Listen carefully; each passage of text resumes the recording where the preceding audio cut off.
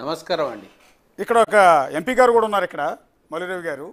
నమస్తే సో ఇక్కడ మీకు ఇప్పుడు ఇందాక ఒక మల్లిరవి గారు చెప్పిన ఒక ఇంట్రెస్టింగ్ కామెంట్ ఉందండి. ఎందుకంటే బీఆర్ఎస్ ఉదయం నుంచి కూడా సోషల్ మీడియాలో చేస్తున్న ఒక ప్రచారం ఎట్లా ఉందంటే, అక్కడ నుంచి చంద్రబాబు నాయుడు వచ్చాడు కాబట్టి మళ్ళీ తెలంగాణలో ఆంధ్రలో కలిసిపోతుంది, మళ్ళీ సమైక్యాంధ్ర వచ్చేస్తుంది అన్నట్టుగా ఒక క్రియేట్ చేస్తూ ఉన్నారు. అంటే రెండు రాష్ట్రాల మధ్య ఒక చిచ్చు పెట్టే ప్రయత్నం, రెండు రాష్ట్రాల మధ్య ఒక మంచి వాతావరణంలో జరుగుతున్న ఈ సమావేశాన్ని ఇబ్బందికరమైన పరిస్థితులకు నెట్టే ప్రయత్నం ఆ పార్టీ చేస్తోంది.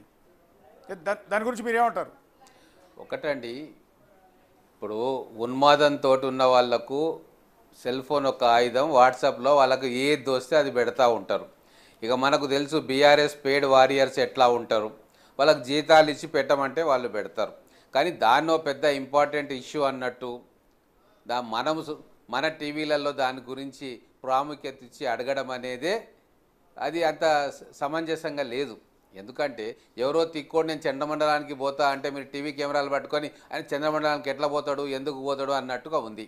కాబట్టి ఏదైనా సరే పార్లమెంట్ చట్టం ద్వారా తెలంగాణ రాష్ట్రం పోరాటాల ద్వారా అయిపోయింది.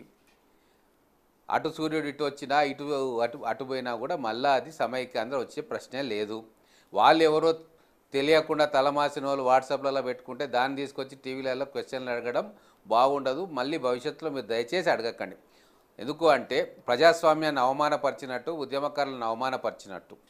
గతంలో చంద్రబాబు నాయుడుకు కేసీఆర్కు ఉన్న దగ్గర సంబంధం ఎవరికి తెలియదు.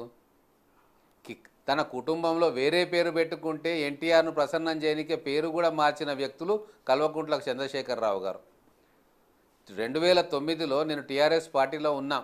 నేను జిల్లా అధ్యక్షుడిగా ఉన్న మహబూబ్ నగర్ టీఆర్ఎస్కు మేము నెత్తినోరు కొట్టుకున్నాం, వద్దయ్యా పొత్తు పెట్టుకోవద్దు చంద్రబాబు నాయుడుతోటి అంటే ఆ రోజు చంద్రబాబు నాయుడు గారితో పొత్తు పెట్టుకున్నాడు. అంటే తాను అధికారంలో రావడానికి ఏమైనా చేస్తాడు, ఎంత గడ్డైనా తింటాడు. ఈరోజు రెండు రాష్ట్రాలు ముఖ్యమంత్రుల హోదాలో వచ్చి కూర్చొని మాట్లాడుకుంటా ఉన్నాయి. తెలంగాణ వచ్చి 10 సంవత్సరాలు అయింది. ఇప్పుడు 10 సంవత్సరాల్లో విభజన అంశాలు ఎన్నో ఉన్నా ఇక్కడ కేసీఆర్ కావచ్చు, అక్కడ జగన్మోహన్ రెడ్డి గారు కావచ్చు, అంతకుముందున్న చంద్రబాబు నాయుడు గారు కావచ్చు, కూర్చొని చిత్తశుద్ధితోటి ఈ సమస్యలను పరిష్కరించుకుందామన్న ఆలోచన వాళ్ళు చేయలే. ఎందుకు? అక్కడ ఉప్పు నిప్పులాగా ఉండేవాళ్ళు.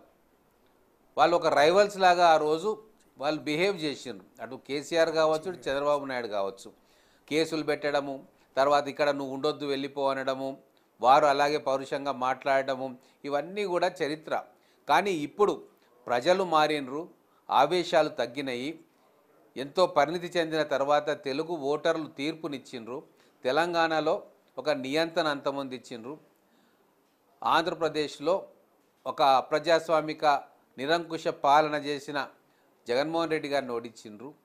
రెండు రాష్ట్రాల ప్రజలు సమస్యలను పరిష్కరించుకోవాలని చెప్పి తమ ఓటు ద్వారా ఒక మార్పుకు సంకేతం ఇచ్చిండ్రు. కాబట్టి ఈరోజు ఇద్దరు ముఖ్యమంత్రులు కూడా ఒక పాజిటివ్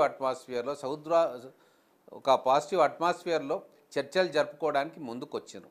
దీన్ని మనం స్వాగతించాలి. ఎందుకంటే ఇద్దరికి కూడా ఈరోజు